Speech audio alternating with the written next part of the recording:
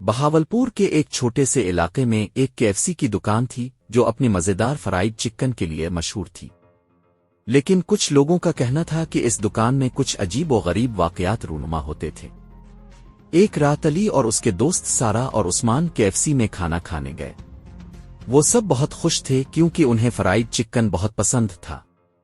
انہوں نے اپنی پسند کا کھانا منگوایا اور ایک بڑے سے میز پر بیٹھ گئے۔ کھانا کھاتے ہوئے انہوں نے محسوس کیا کہ دکان میں کچھ عجیب سی خاموشی ہے۔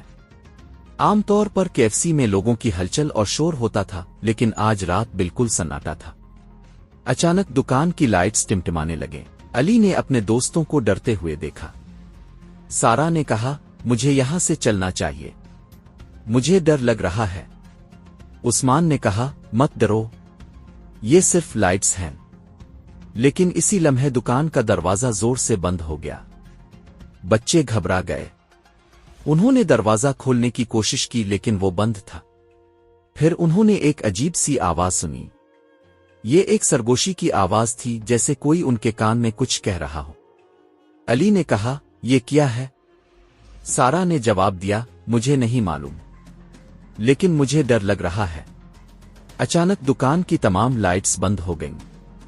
بچے اندھیرے میں تھے۔ انہوں نے ایک دوسرے کا ہاتھ پکڑا اور ڈرتے ہوئے دکان کے اندر چلنے لگے۔ انہوں نے دیکھا کہ دکان کے کونے میں ایک سایہ کھڑا ہے۔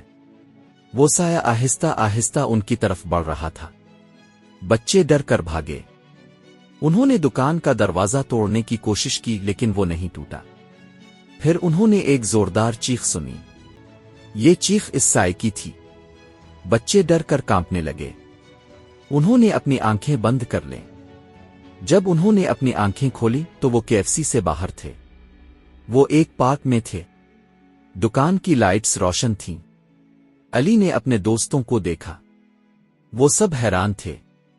سارا نے کہا، ہم یہاں کیسے آئے؟ عثمان نے جواب دیا، مجھے نہیں معلوم، لیکن مجھے لگتا ہے کہ ہم نے ایک ڈراؤنا خواب دیکھا ہے۔ علی نے کہا، ہاں مجھے بھی ایسا ہی لگتا ہے۔ بچوں نے ایک دوسرے کو گلے لگایا اور گھر کی طرف چل پڑے۔